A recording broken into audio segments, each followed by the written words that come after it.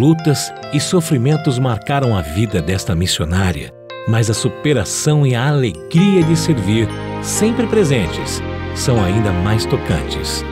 Desligou-se do quadro de missionários após o casamento. Teve 6 filhos, dos quais perdeu 3. Após o falecimento do esposo, voltou ao quadro dedicando-se à plantação de igrejas no estado do Tocantins.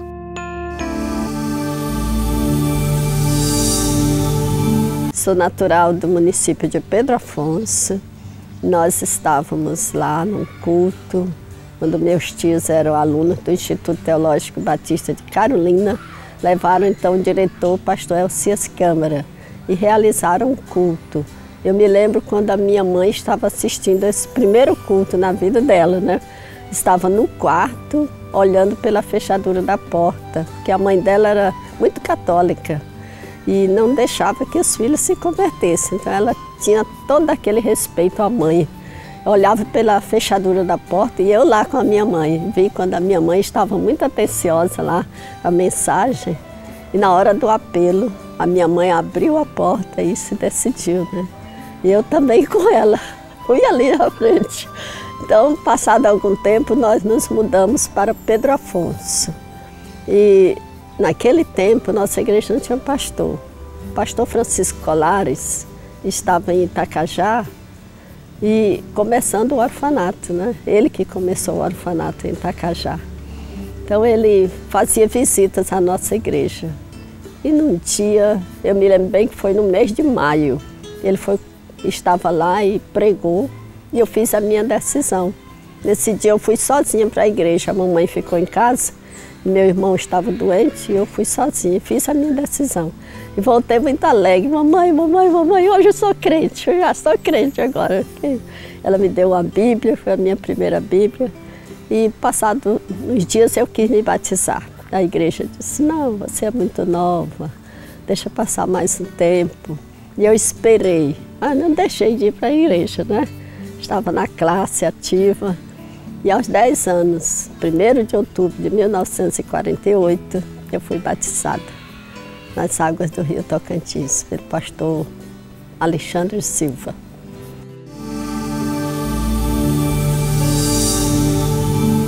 Depois de batizada, continuei aceitando muitos cargos na igreja, me desenvolvendo e fazia todo o trabalho, professora de classe, secretária, fui secretária até da Sociedade de Senhoras naquele tempo, porque as senhoras não sabiam escrever e eu já sabia, elas me convidaram para ser secretária. Foi com 12 anos, a nossa igreja estava comemorando missões nacionais, que naquela ênfase toda do trabalho, a abertura do trabalho no Acre. Então o programa tocou muito o meu coração e eu senti que Deus me chamava para fazer aquele trabalho. E eu, sem relutância, fui à frente e fiz a minha decisão. Mas eu ainda era tão jovem, né? E fui me preparando, todo o meu estudo dali para frente era visando ser missionária, né? Todo o meu preparo, eu sempre estava estudando e pensando naquilo que eu podia fazer, como Deus podia me usar. Mas só quando eu tinha 15 anos de convertida, de batizada, é que eu pude chegar ao SEC. Minha mãe morreu antes disso e eu tive de cuidar da família como filha mais velha.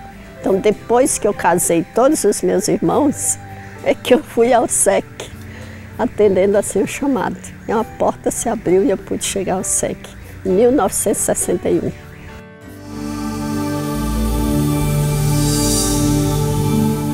Então, por 4 anos, eu fiquei ali no SEC, que era como uma casa para mim, nunca vim em casa. Sempre nas férias eu aceitava trabalho de férias, fazia 15 EBFs, dirigia conferências, dirigia estudos e ia com a Junta Evangelizadora de Pernambuco. No início do ano eu recebia meu dinheiro, comprava 3 vestidos, um eu fazia para abertura formal, o outro eu fazia no mês de junho, que a gente tinha uma festa junto com os seminaristas do Seminário do Norte, e o outro eu fazia para a festa da saudade no final do ano. E o restante eu ia levando com a minha roupa. Chegando ao 4º ano, no SEC, eu sempre recebia a visita de pastor Davi Gomes. E ele naquela preocupação que eu não podia ficar ali, eu tinha de voltar para o sertão, que era uma filha do sertão, e tinha de voltar para o sertão. Ele disse, pode deixar que eu vou voltar para o sertão. Eu disse, mas não me mande para a Bahia, eu não tenho chamada para a Bahia. Ele disse, está certo, você não vai para a Bahia. Eu disse, eu quero ir para o Acre. E aquela velha chamada. Ele disse, para o Acre você não vai, o pastor Corinto tinha morrido. Ele disse, para lá você não vai, uma moça, eu não vou mandar para lá. Eu disse, então, mas eu não vou para a Bahia. Ele me mandou para Goiás.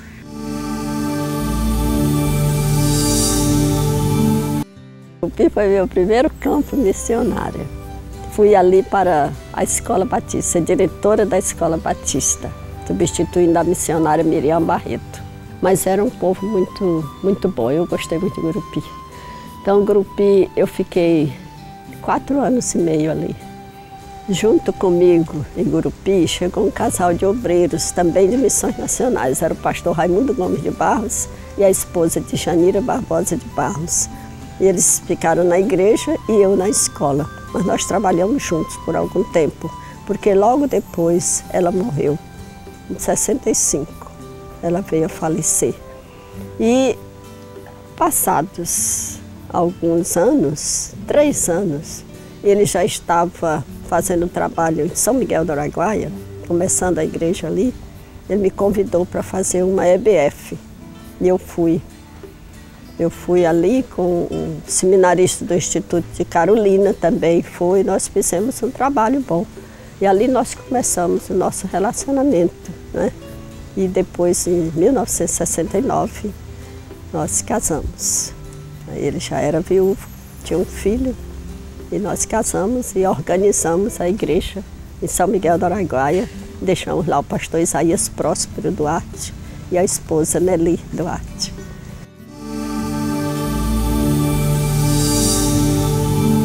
Eu estava já no meu 4º filho. Ele nasceu forte, era um menino muito forte, bonito, muito quietinho, calado. Então eu aproveitava disso e ficava trabalhando muito em casa, sozinho. E um dia ele já estava andando, começando a andar, ele caiu. Não tinha médico lá. E eu levantei meu filho, ele tornou a cair. Eu fiz aquele trabalho caseiro que a gente faz, põe gelo na cabeça, machucou tudo. E eu não tinha dinheiro naquele dia. No outro dia ele já apareceu com febre. E eu sem saber o que fazer, o marido ausente.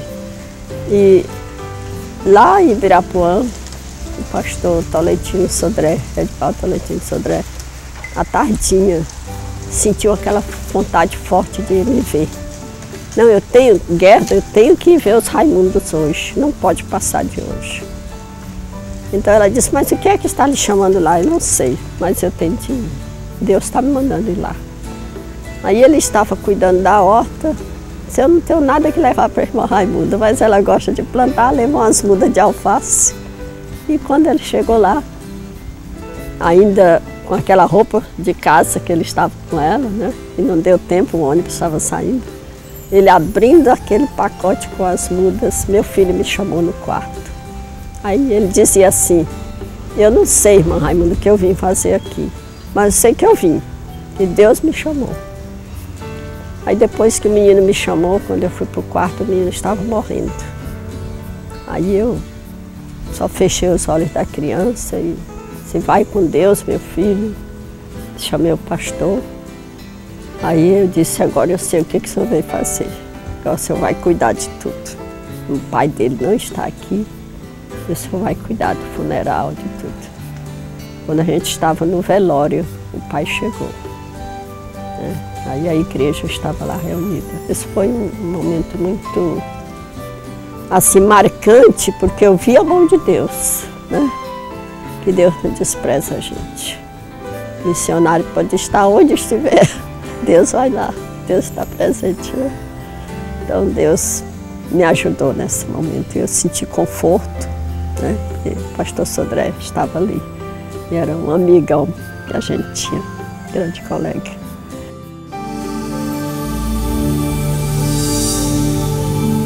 Esse retorno meu como obreiro da junta já foi no ano de 1988. Então, o pastor Oliveira me sugeriu que eu começasse o trabalho. Eu ia agora plantar a igreja. Eu aceitei o desafio, fiz pesquisa em 3 bairros de Araguaína, um bairro de elite, mas eu não tinha carro para chegar lá. Fiz no outro bairro, mais distante, mas era muito difícil entrar, cheio de mansões. E para uma pessoa sozinha fazer o trabalho era difícil. Depois, o pastor Arbazes, que era o secretário da Junta Executiva do Tocantins, visitou comigo outros setores. E eu cheguei na Vila Couto Magalhães, senti de Deus que era ali o lugar. Aí eu comecei. Não tinha irmãos, eu não conhecia ninguém crente ali. E eu comecei a visitar as casas, dizendo que era missionária, que estava ali para fazer o trabalho, querendo fazer estudo bíblico. Aí cheguei à primeira igreja e pedi à primeira igreja que me ajudasse fazendo um trabalho de recenseamento. Nós fizemos recenseamento ali e encontramos 2 irmãs da primeira igreja. E eu não sabia que elas moravam ali, mas elas iam para a igreja. Não podiam ficar ali comigo. Encontramos um casal, uma família inteira que era da Central. Aí eu disse, eu vou fazer trabalho na casa de vocês. Ele disse, mas tem isso. A senhora vem, faz trabalho aqui na área, eu lhe deixo o cadeado aberto, porque eu e minha família vamos para a igreja. Aí eu aceitei. Aceitei ficar ali com aquele cadeado aberto na mão e as lágrimas correndo, porque que Deus é esse, né? E esse irmão não pode me ajudar. Eu venho começar um trabalho aqui, ele não tem essa visão de me ajudar, mas eu ficava. E eu já tinha nessa época me identificado com algumas crianças. Então eu comecei, quando as crianças começavam a chegar, eu enxugava as lágrimas e já ia cantar com elas. E assim eu comecei o trabalho ali, por intermédio das crianças. Foi quando as mães descobriram que tinha um trabalho com as crianças, tinha alguém que podia dirigir trabalho com criança, e o padre não aceitava criança. Então eu dizia, deixa comigo. Enquanto elas estavam na missa, eu contava a história para as crianças. Quando o padre descobriu que as crianças ficavam com uma moça, uma mulher que dirigia culto com eles, então ele contratou uma catequista que ia comigo no ônibus, mesmo ônibus. E essa catequista ficava com as crianças agora no mesmo horário, para tomar as minhas crianças. Eu mudei de horário e ela mudou também. Eu tornei a mudar e ela mudou, mas eu não me importei. Aí eu deixei as crianças, fui trabalhar com as famílias. Fui começar a fazer estudo bíblico. Aí quando eu ganhei as mães, as crianças vieram. Nesse meu retorno para a junta, fiquei 10 anos começando o trabalho e estruturando a igreja na Vila Couto Magalhães. Hoje lá tem uma igreja animada, forte, na liderança de um pastor que foi nosso aluno no seminário.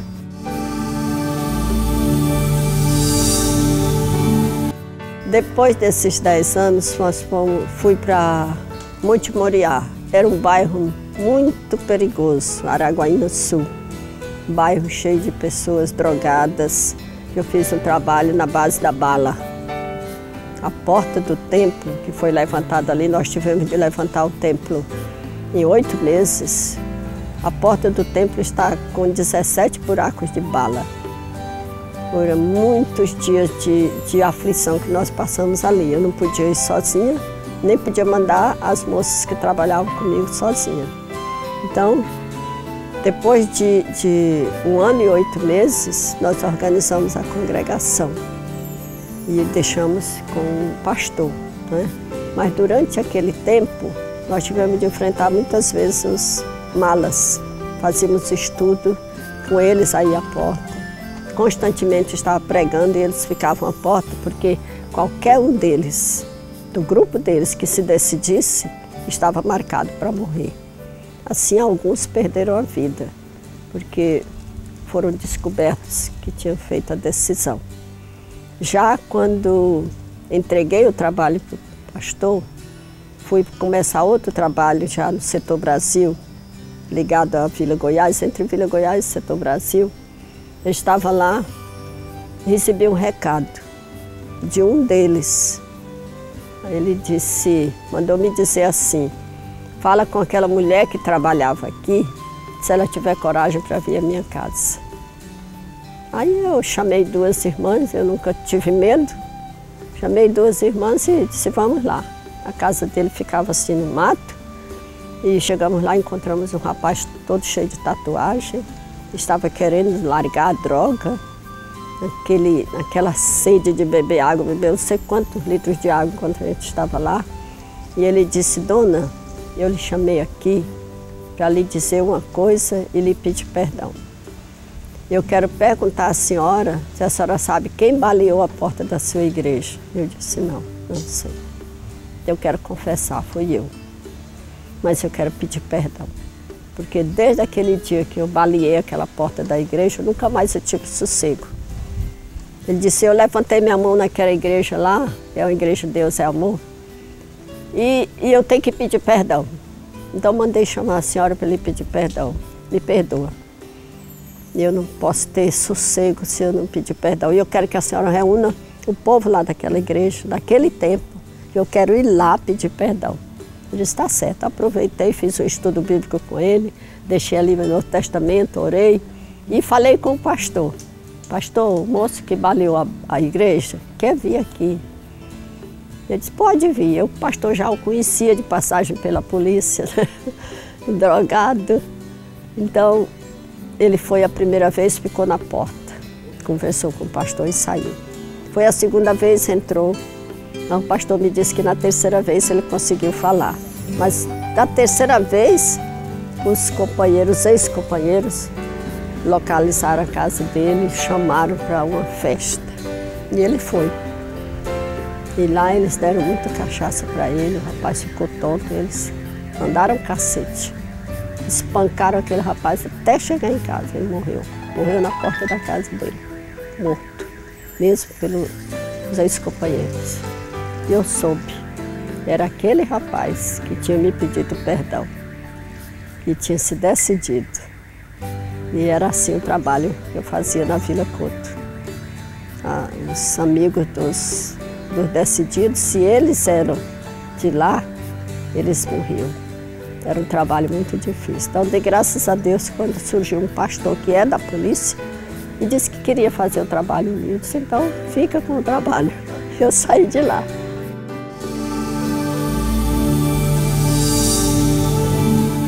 Olhando para trás, eu me sinto uma pessoa realizada. Pessoa que a cada dia eu sinto a confirmação daquela chamada de Deus. E nem as lutas, nem os problemas tiraram aquele brilho, aquela vontade de fazer. Se eu tivesse mais vidas, como disse o ministro Matias, eu daria novamente. E eu não parei de trabalhar. Mas, graças a Deus, a cada dia, mesmo à frente dessa congregação Batista Montorebe, eu tenho visto a mão de Deus e a confirmação dessa chamada. Por isso que eu me sinto alegre e realizada. Eu estou pronta. Não sei quantos anos Deus ainda vai me dar, né? Mas eu estou pronta para trabalhar até quando Ele me chamar.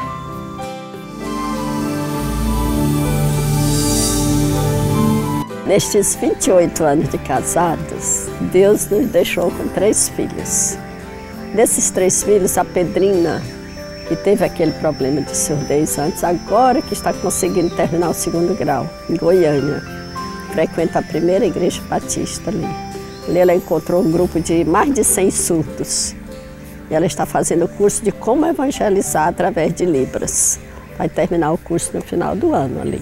Vai ter um pastor que é surdo e ele aplica o conhecimento para eles. Ela está aprendendo isso lá.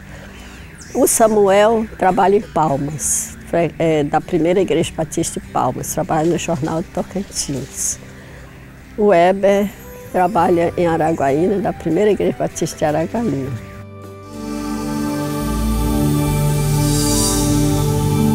Igrejas batistas do Brasil. Olhando para o passado, Naquele tempo tão difícil, quando a Junta de Missões Nacionais tinha como alvo a pátria para Cristo. Aquele tempo quando os missionários enfrentavam perigos, naufrágios, viagens de longos meses distantes da família, fome, pois não achavam o que comprar. Tinham de enfrentar matas, andar a pé. Já vai longe aquele tempo. E o Evangelho prosperou naqueles dias, quando nós não tínhamos os meios de comunicação que temos hoje. Agora, não temos razão para dizer que o Brasil precisa ficar onde está. Vamos avançar. Nós temos tudo para conquistar este país. Nós temos a mídia, nós temos jovens, temos a palavra de Deus que continua em nossos corações. Não se apaguem, Igreja Batista do Brasil. Olhe para o futuro, olhe para o nosso país.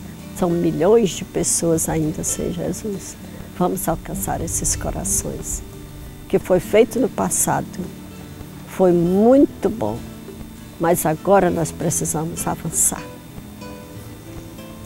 Nós contamos com vocês para sustentar esse trabalho, sustentar as cordas daqueles que estão descendo, aqueles que estão indo, para acender uma luz naqueles corações que estão em trevas. Igreja Batista do Brasil, nós somos responsáveis.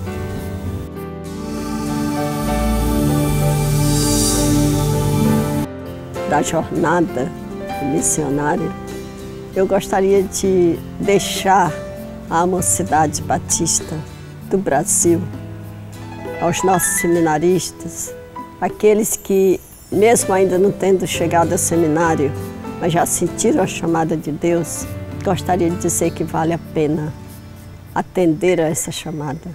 Vale a pena servir a este Deus. Vale a pena lutar por uma causa que tem projeção para a eternidade, porque todas as nossas lutas terminam aqui, mas trabalhar por almas para Cristo é uma projeção para a eternidade. E eu gostaria de deixar um apelo, que não deixem de ler Josué 13, versículo 1, quando diz assim: Era, porém, Josué já velho, entrado em dias, e disse-lhe o Senhor: Já estás velho, entrado em dias, e ainda muitíssima terra ficou para ser possuída. Ainda temos muita terra no Brasil, muitos corações aflitos, muitas pessoas que gemem, e o remédio não está na farmácia, o remédio está no nosso coração, a palavra de Deus. Então vamos apelar, vamos pregar a essas pessoas, não se cansem de fazer esse trabalho. Que Deus te abençoe.